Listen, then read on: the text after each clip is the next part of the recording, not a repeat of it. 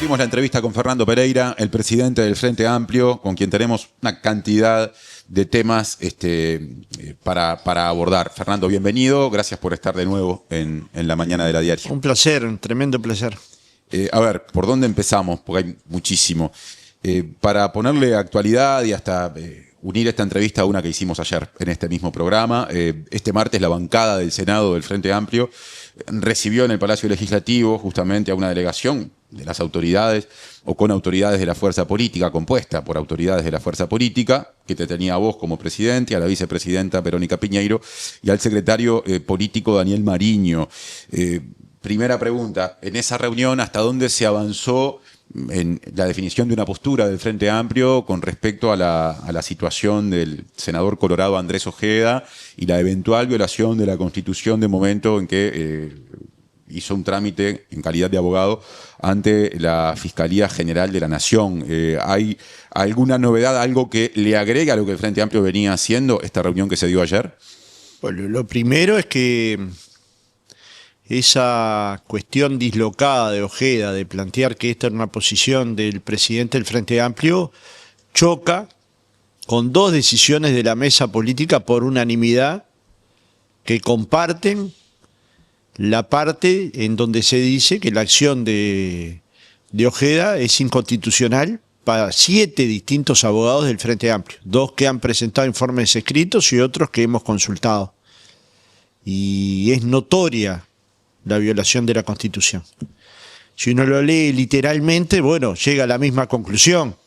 Pero incluso cuando el diputado Sebastián Valdomir le pidió a la Comisión Administrativa del Parlamento cuáles eran las incompatibilidades, la Comisión le respondió varios artículos, particularmente también el 124, diciendo que no se podían hacer gestiones ante terceros ante los organismos descentralizados. Y claramente la Fiscalía es hoy un organismo descentralizado.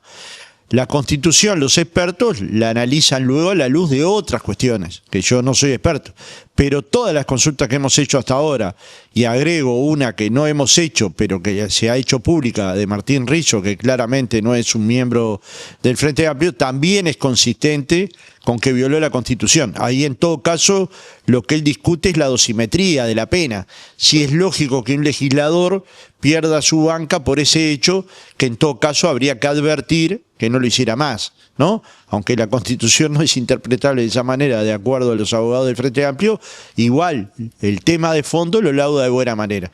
Y luego hemos dejado todos los caminos abiertos para discutirlos a la luz de otros informes que hemos pedido a constitucionalistas muy prestigiosos del Uruguay. ¿Qué son cuáles? Bueno, eso lo vamos a mantener en reserva todavía, porque bueno, queremos que trabajen con tranquilidad.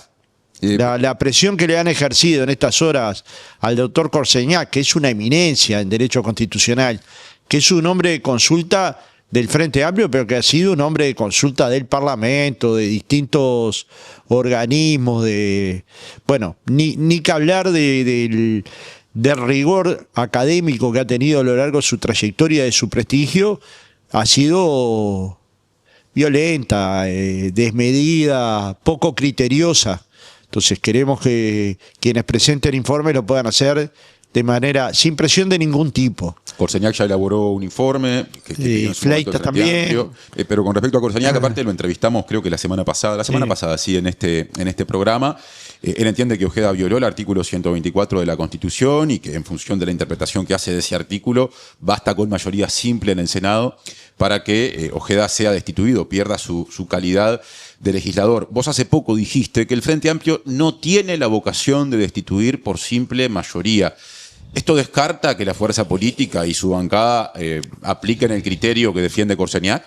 No descarta, pero no es el mecanismo que hoy nos gustaría utilizar. Nos gustaría ver si hay otros mecanismos. ¿Y por qué no gustaría utilizar ese? Porque no nos gustaría por mayoría, por simple mayoría de la bancada, que el pueblo nos dio esa mayoría, ¿no? Yo reconozco que el pueblo nos dio esa mayoría, que no es una mayoría que nos las dio el Espíritu Santo, es una votación en donde la gente resuelve la composición de las cámaras. Y en esa cámara nos dio una mayoría. Pero aún así, no nos gustaría tomar una decisión de este tipo por nuestros criterios, por el cuidado que queremos tener de los legisladores electos, incluso cuando ellos no lo han tenido con los nuestros. Pensemos que el Placeres votó una extensión de seguro de paro de Envidrio, en que su voto no se precisaba para nada, y eso lo llevó a que hubiera un escarnio público que lo llevó a abandonar su banca. Y esos votos también eran de la ciudadanía. También lo habían votado como diputado por el departamento de Montevideo. Entonces, digamos, todos los votos valen. También valen los votos de Charles Carrera, que algunos los celebraron, que le pidieron el levantamiento del fuero. Renunció a la banca y a la posible siguiente banca, que obviamente hubiera sido electo, y un año después no había sido imputado. Esos también eran 70.000 votos. Y estas también son acciones políticas y jurídicas que horadan personas que fueron electas por su pueblo. Pero nosotros no estamos dispuestos hoy a tomar ese camino, no lo descartamos, pero no es el camino que priorizamos, pero sí queremos encontrar con nuestros principales asesores cuál es la medida que imposibilite que una persona violente la Constitución y haga de cuenta que no pasó nada. Se burle, intente generar erosiones en una fuerza política que tiene una posición unánime. Ayer ni un solo senador planteó una duda. En todo caso, tenemos un abanico de posibilidades, de acuerdo a los informes que tenemos, para tomar una decisión de fondo que la tomaremos después del receso. No es el tema más importante de los uruguayos, pero la Constitución es ni más ni menos que las 2 líneas amarillas que nos dice la vida por donde tenemos que transitar. Violentarlas, que haya ciudadanos A y ciudadanos B, no es la idea que nunca ha tenido el Frente Amplio. Ojeda, con lo cual, Ojeda debería ser más reflexivo, debería ser más humilde y racionalizar sus dichos que por momentos son hirientes, agresivos hacia la fuerza política más votada del Uruguay. No solo que gobierna, es la más votada hace 25 años. No es que es la más votada de la elección del 2024. Incluso cuando nos tocó perder, fue la fuerza política más votada. Ojeda ayer estuvo en este programa y reiteró lo que había dicho la semana pasada, que él considera que este es un caso cerrado, que no está en duda su permanencia en el Parlamento, basándose en un informe de la Dirección Jurídica de la Comisión Administrativa del Poder Legislativo, que justamente tomó estado público la semana pasada y asegura que no violó el artículo 124 de la Constitución. ¿Qué importancia le da el Frente Amplio a ese informe en particular? Es un informe más. Es más, la senadora Bianchi ha planteado en la bancada que no se debería ni de consultar.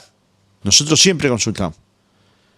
Y que debería pedirse informe a catedráticos o a las cátedras, porque claramente son las personas especializadas en la materia. Y eso es lo que hizo el Frente y Amplio. Y el Frente Amplio es lo que va a hacer. Lo que va a hacer el Frente Amplio, eso. Ya lo hizo y lo va a seguir haciendo. Se van a pedir otros informes, se va a trabajar con seriedad. ¿Cuál es el apuro que nosotros tenemos? Ninguno. Porque lo que hay que hacer es actuar bien. Y lleve el tiempo que lleve, actuar bien. Ahora, para plantear que está cerrado el tema, cuando la mayoría del Senado la tiene el Frente Amplio, es un poco arrogante. No me llama la atención, pero es un poco arrogante. ¿Qué te dice este tema de la militancia frente amplista? Bueno, si fuera por la militancia no comparte mi posición más moderada, digamos, más de encontrar un camino que inhiba poder hacerlo en el futuro, de encontrar un camino que no sea el fin de la acción parlamentaria de Ojeda. La gente te dice violó la Constitución, Corseñá, que es una eminencia, dice que por simple mayoría, ni siquiera es una sanción. Corseñá lo que plantea es que optó entre un trabajo privado que está inhibido y el trabajo parlamentario por el trabajo de abogado que está inhibido, con lo cual tomó una opción laboral y por eso pierde la banca. Ni siquiera es un mecanismo sancionatorio, es un mecanismo administrativo que dice usted tomó una decisión errática, pierde su banca. Y la gente, los militantes que yo he escuchado, nos manifiestan que deberíamos seguir por el camino de Corseñac. Nosotros claramente que respetamos mucho la opinión de la gente, pero también queremos ser sólidos en nuestra historia. Y la solidez de nuestra historia nos indica que siempre hay que hacer lo correcto, no lo oportuno. Pues también esto le podría venir bien, uno podría decir, bueno, políticamente. Pues vieron que cuando le preguntan, dice, se terminó el humo. Dije, bueno, eso está dirigido hacia mí, al Frente Amplio. Cuando le preguntan a quién estaba dirigido a la contraparte del juicio en el que participó, que es un tema de distribución de una empresa que se dividió, en lo que hay además un agregado que es un abuso sexual de un abuelo, de un tío, en fin, es un caso desastroso. Pero tiene derecho a defenderlo. Lo que digo es que quien hizo el humo, según él, es estas personas, la contraparte de él en el juicio. Pero lo deja picando como si fuera una acción del Frente Amplio. Y dígame usted, ¿qué tiene que ver el Frente Amplio con esto?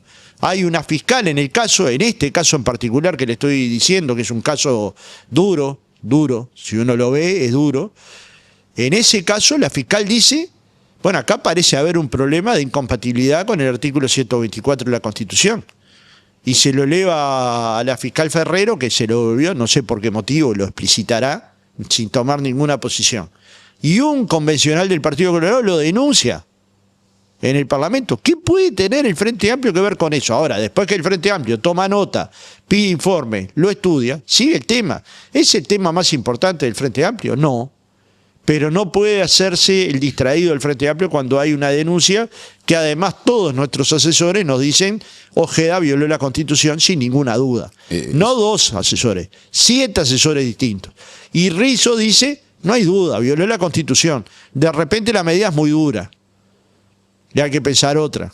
Pero si hay que pensar otra, habrá que cambiar la Constitución. Decías, no es el único tema importante para el Frente Amplio, ni el más importante en este momento. En todo caso, es uno de diversos temas. Es uno, claro. Hay una discusión que está planteada desde hace ya casi 2 meses y que va a seguir, que enfrenta oficialismo con oposición, que es la que se da en torno al contrato firmado con Cardama. ¿Qué te dejó la interpelación del senador del Partido Nacional, Javier García, a la ministra de Defensa Nacional, Sandra Lasso, que se hizo la semana pasada? Una pobreza increíble, ¿no? De una pobreza increíble. Le aceptamos un...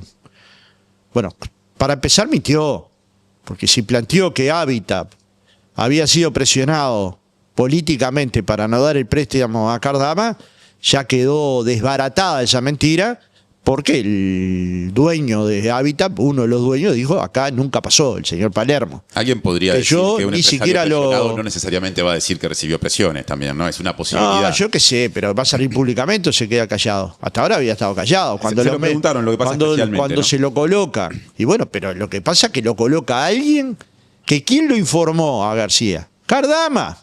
El asesor de García en este tema es Cardama. La parte interesada, la empresa. Yo nunca vi a nadie ponerse al lado de la empresa cuando hay un conflicto con el Estado. Porque lo que no hay duda es que la garantía no solo fue turbia, fue una joda. Los uruguayos entendemos lo que es una joda. Entendemos bien lo que es una joda.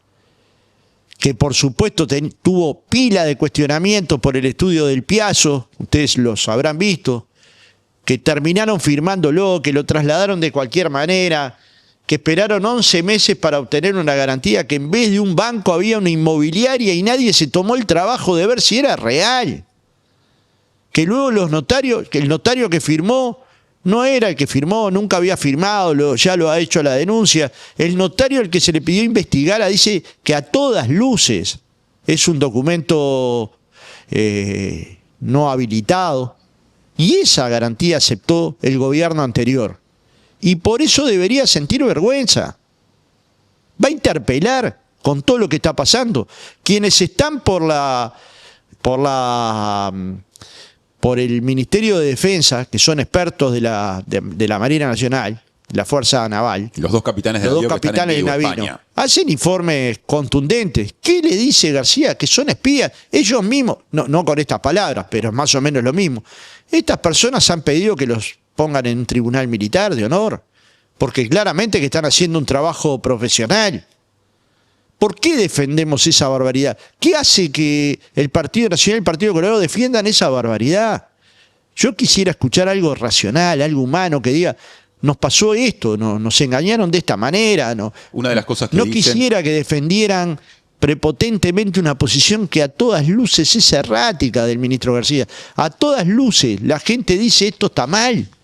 La gente dice esta denuncia es falsa. Una de las cosas que dicen desde los partidos Nacional y Colorado es que la cuestión de la garantía de fiel cumplimiento no es suficiente para ir por una rescisión.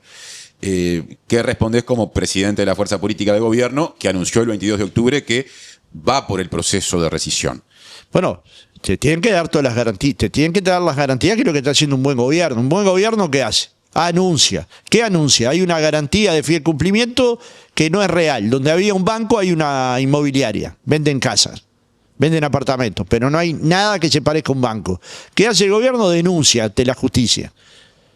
Y luego toma las acciones para ir en el camino más adecuado para el Estado uruguayo para no perder sus recursos. Ya ahí colocamos 30 millones de dólares.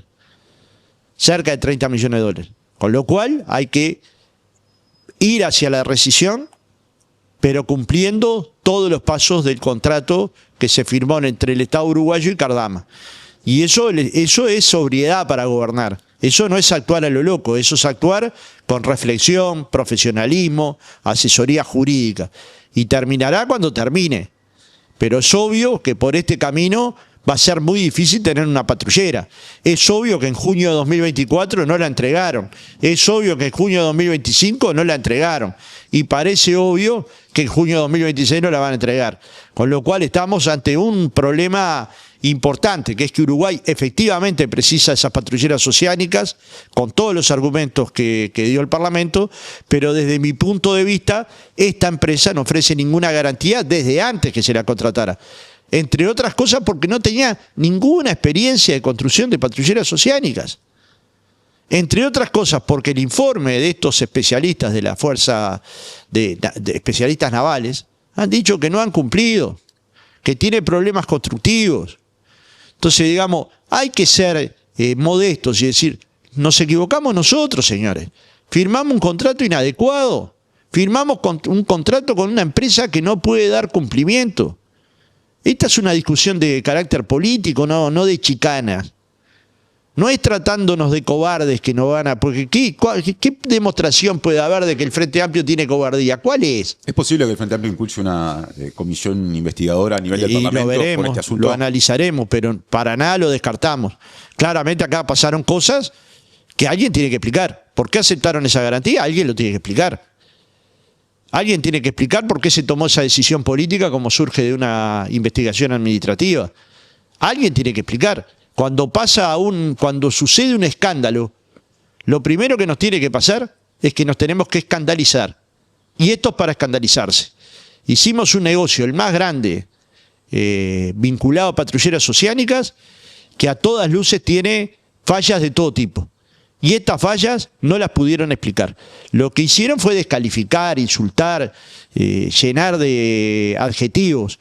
Y eso solo hace daño a la política. Puede ser muy útil para colocar 3 minutos en un reel de la red social X, pero es inútil en la política. Es inútil para fortalecer la política. Pues finalmente de lo que se habla es de cuánto bien se puede hacer en la gestión y cuánto daño. Y en este caso, claramente, el Estado uruguayo está sufriendo un daño. Hace un tiempo, cuando esta discusión ya estaba planteada, y también en paralelo había mucha discusión en torno a la situación del presidente de ACE, Álvaro Danza. En esta mesa estuvo Óscar Botinelli, el presidente de Factum, y en un contexto de diálogo acerca de el vínculo entre la ciudadanía y la discusión política, decía, ojo que estos temas a los que la política o la dirigencia política les otorga mucha importancia, no son aquellos que la gente sigue con mayor interés. Y bueno, él advertía acerca de los riesgos de que haya un desacople entre los problemas que la gente entiende son los cotidianos, los que sufren el día a día, y lo que discute la política. Vos sos el presidente de una fuerza política,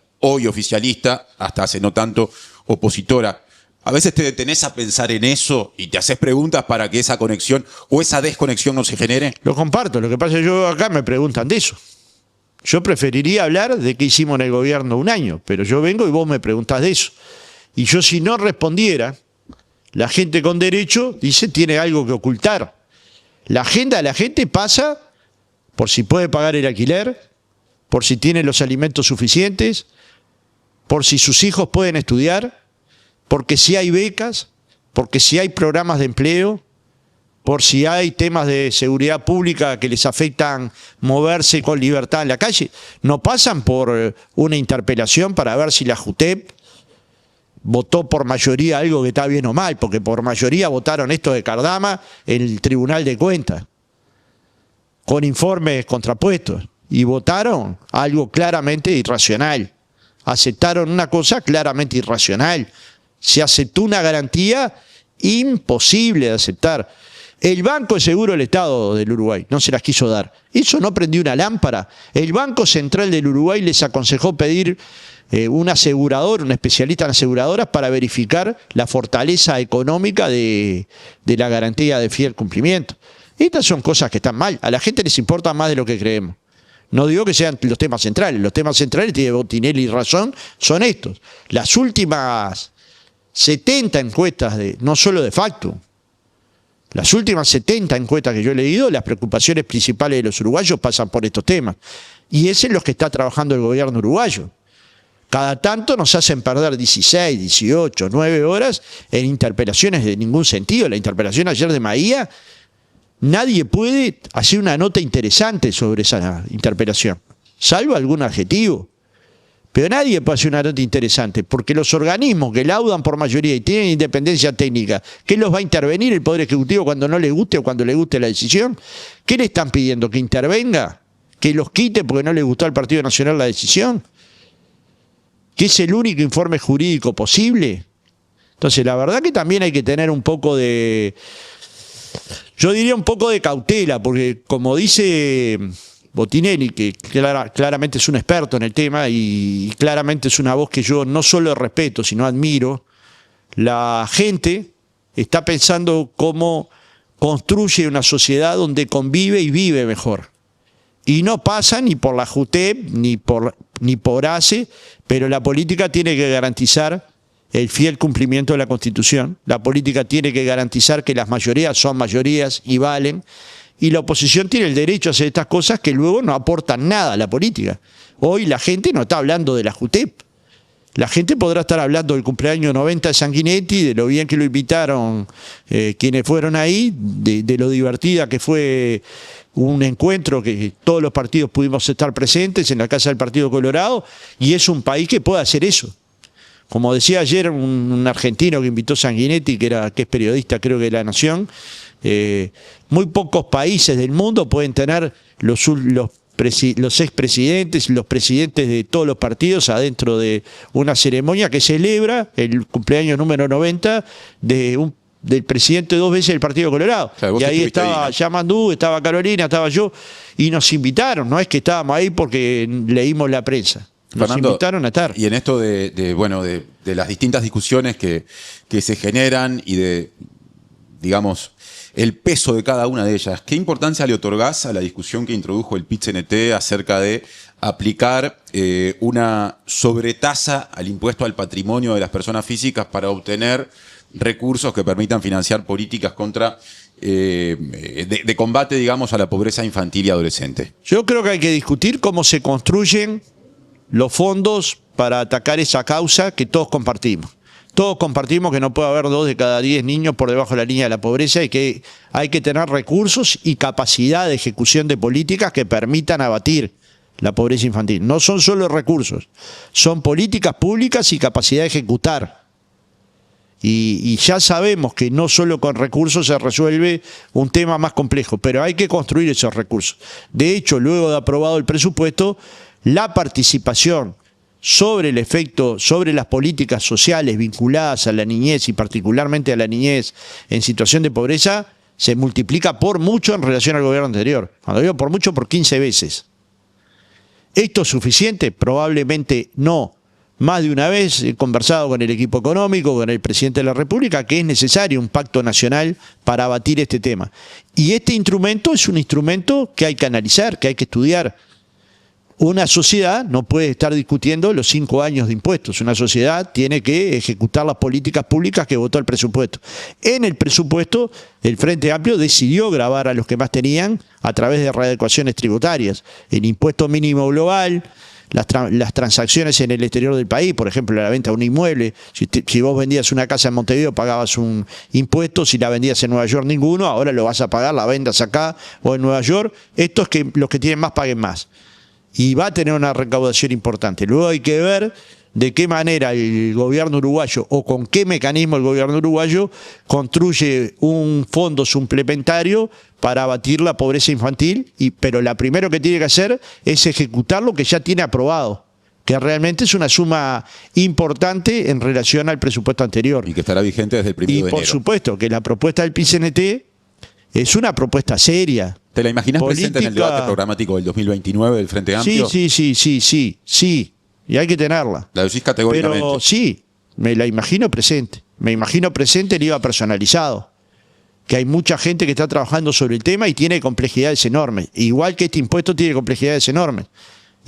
Los propios autores de este impuesto dicen, bueno, hay que analizar después cuáles son las consecuencias. Hay que analizar al mismo tiempo cuáles son las consecuencias. Ahora, ya no es aquello del 1% al 1%. Ahora es una cosa No. mucho más específica, ¿no? Y técnicamente muy fundada, con gente que yo quiero mucho y confío mucho en su criterio, como Gustavo Viñales, como Grau, como Da Rosa, que confío que han tenido, y como Alejandra Pico, que tienen una capacidad técnica para construir de una propuesta política, además, consistencia técnica, que no es un tema menor, porque uno puede tener un objetivo político y eso igual estaría bien.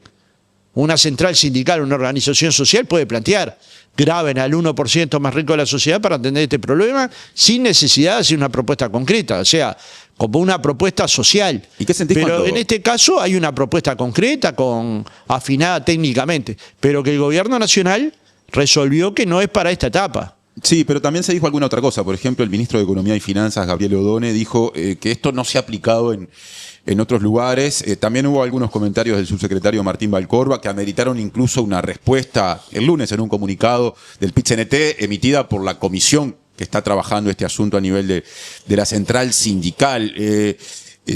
¿Cómo explicar que Odone haya dicho eso? O en todo caso, ¿qué pensás vos de eso que dijo Odone, de la no aplicación de esto en otros países? Yo no voy a tomar partido sobre ese debate porque es un debate técnico. Yo lo que entiendo es que tengo que trabajar para encontrar un mecanismo interno dentro del Frente Amplio que nos permita generar mayor justicia tributaria. Y eso es lo que he hecho. Convoqué a la unidad temática de economía junto con el compañero Ricardo Ehrlich, que es el coordinador del programa, para que elaboraran un informe sobre las distintas posibilidades de mejorar la justicia tributaria. Y ya hicieron un primer informe. Y van a hacer un segundo informe en marzo y un tercer informe en abril. Y el Frente Amplio no termina cuando termina el gobierno de Orsi. El Frente Amplio tiene que seguir pensando su política, todas sus políticas. Las políticas sociales, la política económica, la distribución tributaria, la política vinculada a la ciencia y tecnología, las políticas educativas. Y este es un tema que claramente va a estar en la agenda. ¿Esa va a ser aplicado en este gobierno? Bueno, tanto el presidente Orsi como el ministro de Economía han dicho que no está pensado para este gobierno. ¿Quiere decir que en otra etapa de nuestra vida política no se puede aplicar? Para nada. Quiere decir que hay una decisión de gobierno, que yo respeto, que en función de un conjunto de decisiones económicas que ya se tomaron, como las que mencioné desde el punto de vista tributario, este impuesto no va a ser colocado en estas circunstancias. Con lo cual yo tengo que aceptar que quien está gobernando, que quien fue electo para gobernar el Uruguay, tiene una decisión tomada. Eso no es un obstáculo para discutir internamente y reservadamente las políticas que el Frente Amplio puede impulsar más adelante. Por eso digo, yo no me enamoro de los instrumentos, me enamoro de la causa que quiere resolver el instrumento. Y me enamoro que al final del gobierno nosotros podemos mostrar datos de que mejoró la distribución del ingreso, que mejoró la distribución de la riqueza, que mejoraron los salarios 25.000 pesistas y no va a haber 25.000 pesistas en función de la pauta salarial. Entonces, digamos, me parece que faltan 4 años para poder hacer un balance adecuado de que cuando encontramos un modelo de desigualdad, esa desigualdad la mejoramos, pero también tiene que haber una proyección hacia el futuro del gobierno de seguir mejorando esa distribución, porque no es posible que haya 1.000 millonarios y niños que no coman 3 veces al día. Eso es doloroso para cualquier uruguayo, haya votado lo que haya votado. Entonces, están los empresarios, porque de repente hay un pacto nacional en condiciones de contribuir, los empresarios grandes me refiero, los más ricos del Uruguay, a contribuir a generar montos que permitan abatir este tema. Estamos en condiciones de generar dentro del presupuesto nacional un monto específico para resolver el problema de la pobreza infantil. Bueno, eso es audacia política y esa la tiene el Frente Amplio y la tiene el gobierno. O sea, que yo soy muy optimista de encontrar el recurso que resuelva o que empiece a resolver el problema, porque no se resuelven mágicamente crisis que tienen 20 y pico de años, a veces varias generaciones de la misma familia que han tenido vidas muy duras, que han pasado por vicisitudes que ninguno de nosotros nos gustaría pasar. Se resuelve con una política pública de carácter permanente y también con una participación activa de más de una agencia del gobierno, que es lo que va a suceder. Fernando, para cerrar la entrevista, son días estos en los que desde los dos principales partidos de la oposición, en un caso a través del senador Pedro Bordaberry y en otro a través del diputado Rodrigo Goñi, se han presentado proyectos de ley que de distinta manera instalan la posibilidad de que se les conceda un régimen de prisión domiciliaria o un acceso al beneficio de la prisión domiciliaria distinto al que está establecido por la norma en este momento a militares responsables de violaciones a los derechos humanos durante el periodo del terrorismo de Estado. Estos proyectos se han anunciado pocos días después de que la situación de por lo menos un sector de los militares que están presos tomara nuevamente relevancia a partir de un hecho que hizo público Búsqueda, cuando informó que el presidente de la República, quien admitió que esto había pasado, le entregó 14 informes sobre situación de salud de militares presos elaborados por Sanidad Militar al presidente de la Suprema Corte de Justicia, John Pérez. Orsi aclaró que él no le quiso trasladar ninguna preocupación, que recibió un documento y que entendió que lo tenía que entregar allí. ¿Entendés, a la luz de cómo ahora la discusión vuelve a plantearse, que se equivocó el presidente de la República? No. Orsi tiene una posición clara sobre el tema de derechos humanos, que no es ahora que es presidente, que es desde cuando era intendente o cuando era secretario general. Allí cada año recordaban los fusilados de Soca.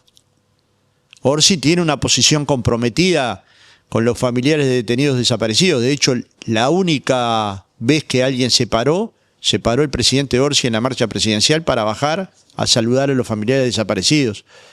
Ya tuvo una reunión con ellos. Tiene un compromiso con la verdad, la memoria, la justicia y el nunca más terrorismo de Estado. Entonces no hay que generar suspicacia. No, pero es le llegaron una serie... No, yo no le digo a usted que no la ha generado. Usted me hace una pregunta. Yo lo que digo es, tenía que entregarle al presidente de la Suprema Corte esos informes porque nada lo obligaba, eso ¿no? es discutible, pero él entendió que esa era la mejor manera. Y lo que me dice Orsi es que John Pérez le dijo, ustedes tienen que gestionar cada caso en cada juzgado y cada juzgado resuelve. Y eso es lo mejor que puede pasar, con lo cual no hay que construir ningún proyecto de ley.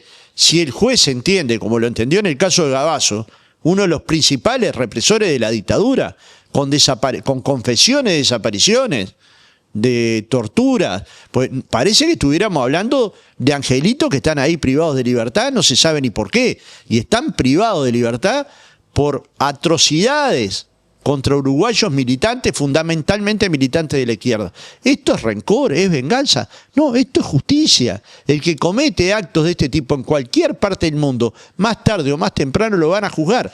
En el Uruguay lo juzgamos muy tarde. Ahora, si un juez resuelve que la situación sanitaria de un preso común o de un preso que esté en Domingo Arena es pertinente darle prisión domiciliaria, se la va a dar. Y si no lo entiende, no va a ser ni el Poder Ejecutivo ni el Poder Legislativo al que construya ciudadanos de clase A y ciudadanos de clase B. Para cerrar, no es una posición nueva del Frente Amplio. Tengo entendido que tampoco nos hemos protestado cuando se han designado prisiones domiciliarias, porque entendemos que esa es una tarea del juez. No es una tarea de más nadie que del juez. Para cerrar, Fernando, ya estamos pasados de tiempo, pero una última pregunta acerca de este tema. Tengo entendido, según se reconstruyó, que esos 14 informes de militares presos de su estado de salud partieron de Sanidad Militar, llegaron al comandante en jefe del Ejército, quiero decir, Stevenazzi, pasaron por manos de la ministra de Defensa Nacional, Lasso, y llegaron a Orsi. ¿No termina siendo, si finalmente la Suprema Corte responde lo que responde, ingenuo el gobierno en hacer que ese pasamano termine generando este hecho político? ¿No se pudo evitar el hecho político que terminó exponiendo al gobierno a crítica? A la luz sí, a la luz de los hechos sí. Uno toma una decisión que es de tipo político, porque además Yamandú no fue solo a entregar eso, fue a saludar al presidente de la Corte porque no lo había podido hacer antes. Y en la medida que tenía ese problema arriba de la mesa, lo trasladó. Si eso se le puede llamar ingenuidad, puede ser. Yo le llamaría que Orsi es un tipo transparente.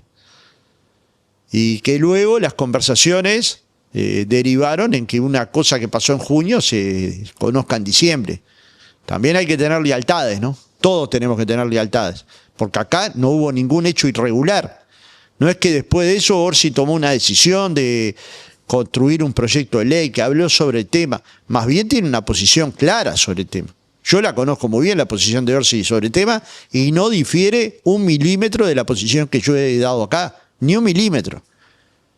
Pero cuando un presidente recibe un sobre, tiene que gestionarlo de alguna manera. ¿Esta es la mejor manera? Orsi entendió que sí. Como 1000 gestiones entendemos que hay que hacerlas de una u otra manera. Será discutible. Pero nadie puede poner en tela de duda la participación de Orsi en el tema verdad y justicia, y sobre todo en su historia en este tema, en su compromiso en este tema, que quedó evidenciado en muchas políticas que va a aplicar el Frente Amplio en este periodo de gobierno. Fernando Pereira, presidente del Frente Amplio, muchas gracias por la visita a la mañana de La Diaria. Un placer.